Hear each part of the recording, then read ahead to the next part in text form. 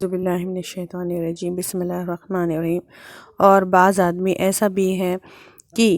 آپ کو اس کی گفتگو جو صرف دنیاوی غرض سے ہوتی ہے مزیدار معلوم ہوتی ہے، اور وہ اللہ تعالیٰ کو حاضر و ناظر بتاتا ہے اور اپنے دل کی بات پر، حالانکہ وہ آپ کی مخالفت میں بہت ہی سخت ہے، اور جب پیٹھ پھیرتا ہے تو اس دوڑ دھوپ میں پھرتا رہتا ہے کہ شہر میں فساد کرے اور کسی کھیت یا مویشی کو برباد کر دے، اور اللہ تعالیٰ فساد کو پسند نہیں فرماتے۔ اور جب اس سے کوئی کہتا ہے کہ خدا کا خوف کر، تو گھمنڈ اس کو اس گناہ پر دگنا آمدہ کر دیتا ہے۔ سو ایسے شخص کی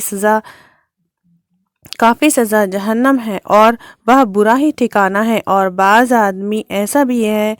کہ اللہ کی رضا حاصل کرنے میں اپنی جان تک خرچ کر ڈالتا ہے، اور اللہ ایسے بندوں کے حال پر نہایت مہربان ہے۔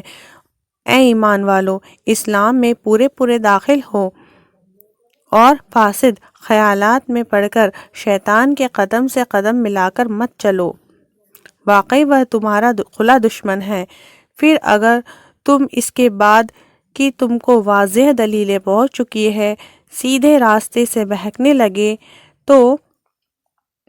یقین رکھو کہ حق تعالیٰ بڑے زبردست ہے اور حکمت والے ہیں۔ یہ ٹیڑھی راہ چلنے والے لوگ اس بات کے منتظر معلوم ہوتے ہیں کہ حق تعالیٰ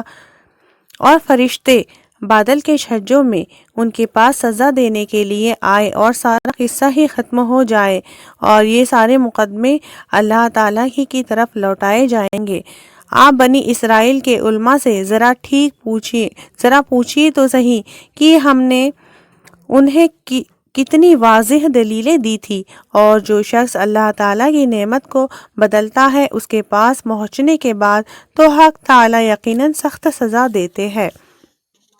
دنیاوی زندگی کفار کو اور خوشنما معلوم ہوتی ہے، اور اسی وجہ سے ان مسلمانوں کا ٹھٹا مذاق کرتے ہیں، حالانکہ یہ مسلمان جو کفر و شرک سے بچتے ہیں ان کافروں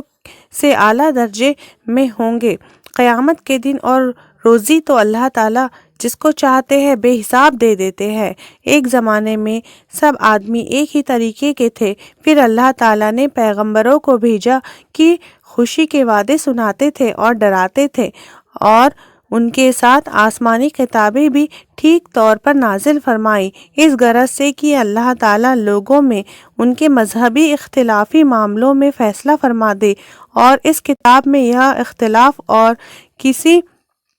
نے نہیں کیا مگر صرف ان لوگوں نے جن کو شروع میں وہ